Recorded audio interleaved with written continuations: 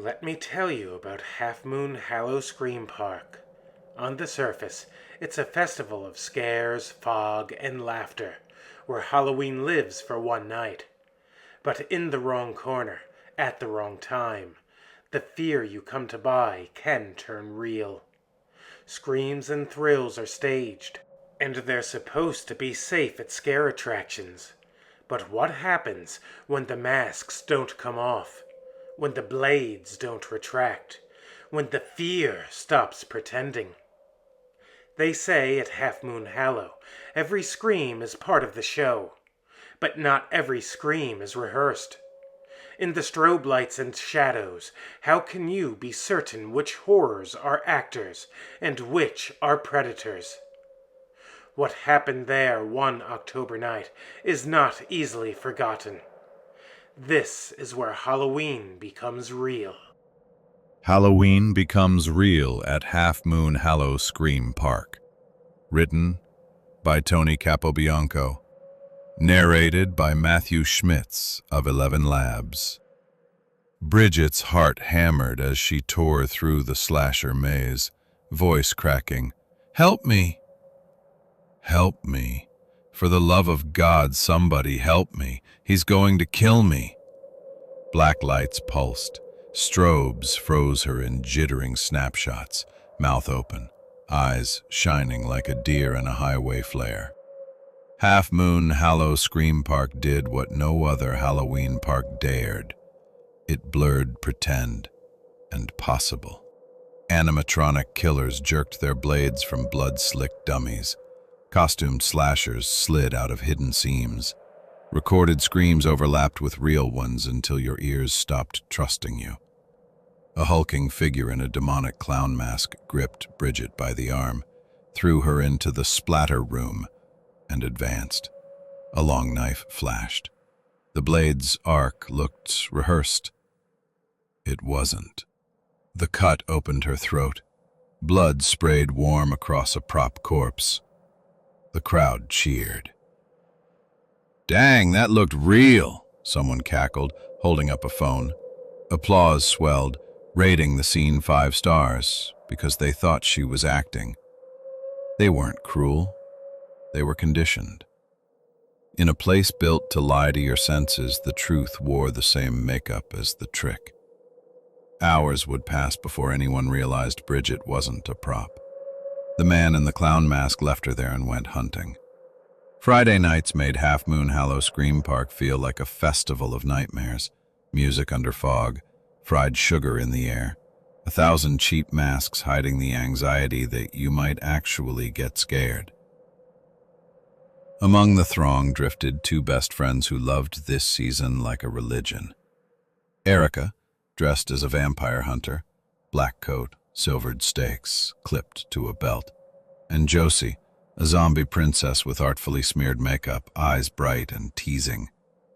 They'd bought tickets in July, counting the days like kids.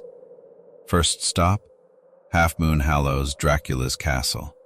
Fog curled out from wrought iron gates. Past the gate, a courtyard paved in cracked stone lit by torches held by hooded statues. A coffin lid had creaked open earlier in the corridor, and a clown, wrong colors, wrong world, had sat up to leer. The mask was movie quality. It didn't belong. Josie smiled. "Maybe he saw you first." "Villains have a type." Erica rolled her eyes. "If he prefers blondes, he'll follow you." They laughed, but the laugh had edges. The clown zone sprawled like a broken carnival, a merry-go-round piping warped waltzes, striped booths with rusting prizes, a sagging big top breathing fog. Some clowns wore makeup, the worst wore masks, expressions frozen mid-murder. On the carousel, the same demonic clown stood on a painted horse, perfectly still, knife down by his thigh, watching them pass. The ride turned without music for one slow rotation, chains clinking like teeth. Josie pinched Erica's arm gently. "On second thought, no funnel cake." "Let's try Half-Moon Hallow's Hell's Gate." Hell's Gate was a cave with a mouth of red fog and Dante's warning carved in rock. Abandon all hope, ye who enter here. The entry lights dimmed to embers. The soundscape became moaning and iron-dragging stone. Inside, the narrow path corkscrewed through chambers of torment, bodies flayed and glistening. Silicone, but your brain didn't know. Souls stretched on frames while demons gnawed, cages swaying above sculpted heat. The devil himself waited in a vaulted grotto, hooves planted, horned head tilting as animatronic eyes tracked them. "I have been expecting you," the devil intoned, voice rumbling in their bones. "A special place awaits. Your suffering has only just begun."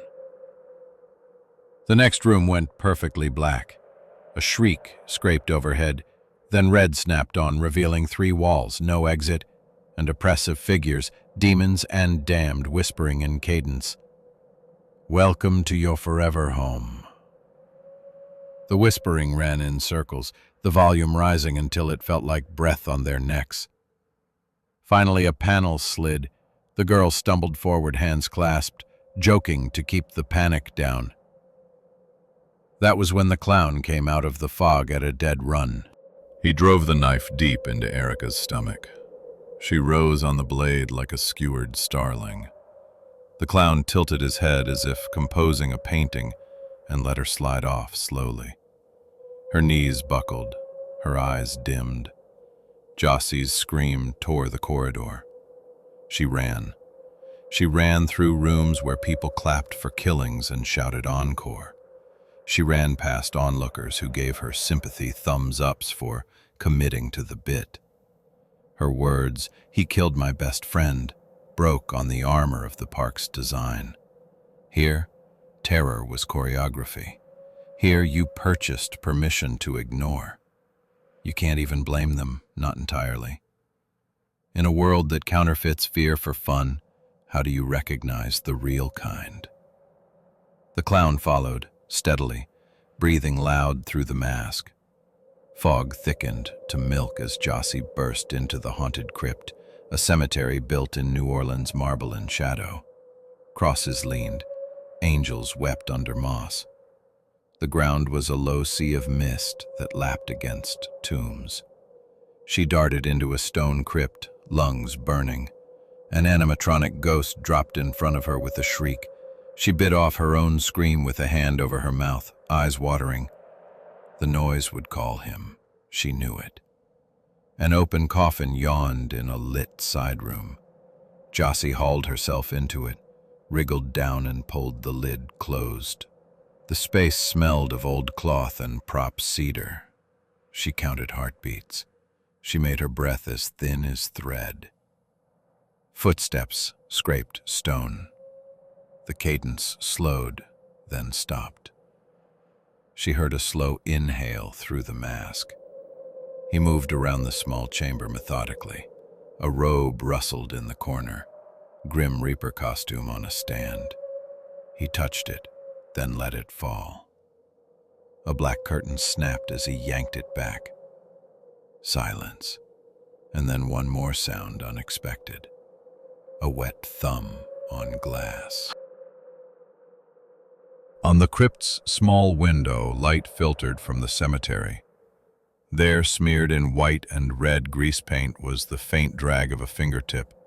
Her makeup, zombie princess glam turned to a breadcrumb trail during flight, had kissed the glass when she squeezed through. It had marked her passage. The door crashed in. Stone rang.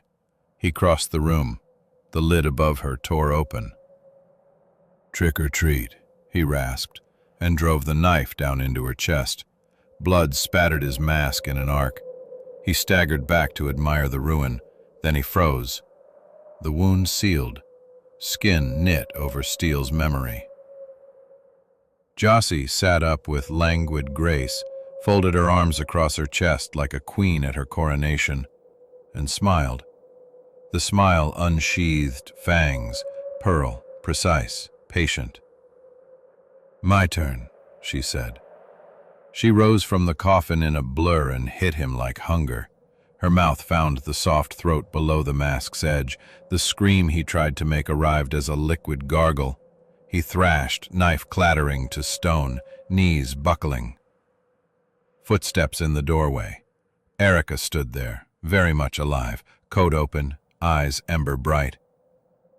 "Rude," she said, fangs glinting. "Were you not going to share?" Jossie paused, breath warm with copper, and swept her blonde hair back with one hand. "Tonight was fun. We should absolutely do this again. Drinks on me." Erica laughed low. She crossed the room and took the killer's wrist, lifting the inner elbow to her mouth. The pulse there beat once, twice. She bit. The sound that followed was like a secret being torn open. They fed until the heartbeat went quiet. Silence returned to the crypt, except for the park's distant soundtrack, the carousel's broken waltz limping through fog. Hours later, employees would finally notice Bridget didn't check out. Security would rewind footage again and again, hearts sinking past their belts. Headlines would argue about desensitization, about reality TV, about the price of a ticket. The park would open again the next year anyway. It always does. Some visitors swear they've seen two beautiful girls in the crowd, one with raven hair, one with sunlight in hers, smiling like the night is theirs. Maybe it is. Because here's the thing about Halloween. You came to be scared on your own terms. You paid for the performance, the careful choreography of panic with padded edges.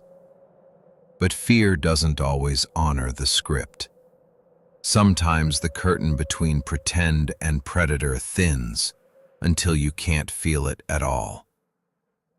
At Half-Moon Hallow, fear became real, and the real fear bit back. You bought a ticket for the show, but now the show owns you. The carousel limps through the fog. Somewhere, a coffin shuts softly as screams from the other world spill into the quiet. Trick or treat. Here, the trick chooses the treat.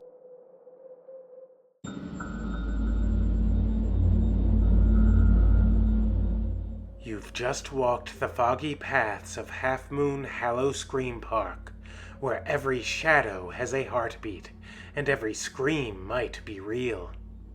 In a world where it's hard to tell the trick from the treat, we'll keep searching for the truth hiding in the shadows. Thank you for braving the night with us. Until next time, at Half-Moon Hallow, Halloween doesn't just pretend, it becomes real. And above all, always remember, just because you don't see them doesn't mean that they aren't there.